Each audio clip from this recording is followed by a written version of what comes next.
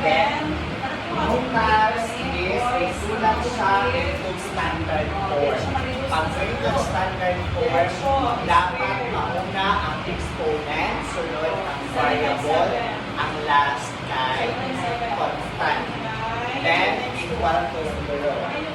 Pero, isulat ninyo into standard form. Even ang equation na 2x equals negative x squared plus 2. Isulat into standard form. Check natin.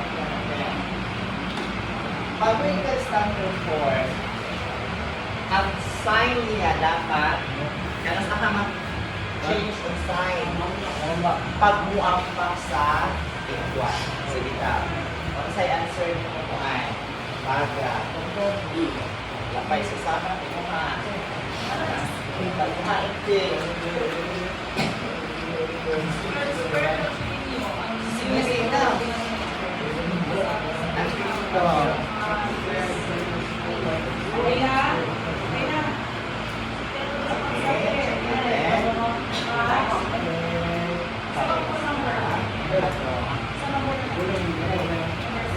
Ang aking ingon, muambak pag na ay mag-change ang enzyme pag muambak sa equal.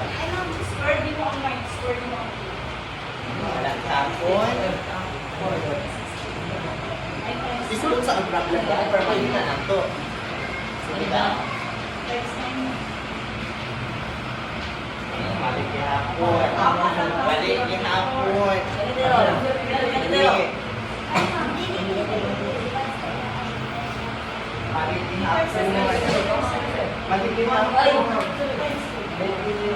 Ingon ko, pag ang standard form, mauna permanente ang square na ay exponent dapat ang una.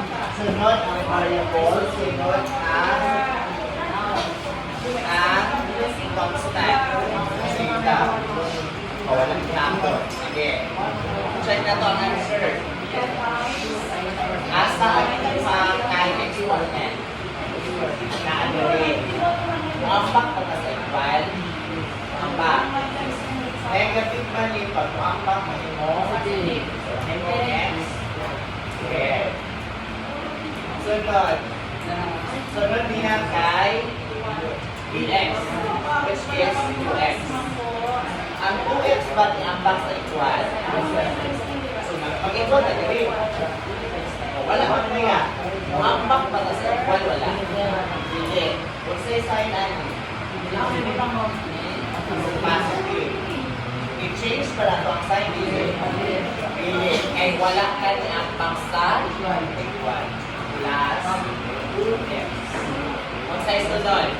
Kung say sunod. C. Kung say sign natin. Positive. Muambak pa sa equal. Muambak sa equal.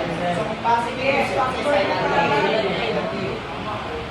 2, sunod, equal to 0. So x squared plus 2x minus 2 equals 0. Sometimes. Sige, number 2. Number 2. We have x squared equals 4x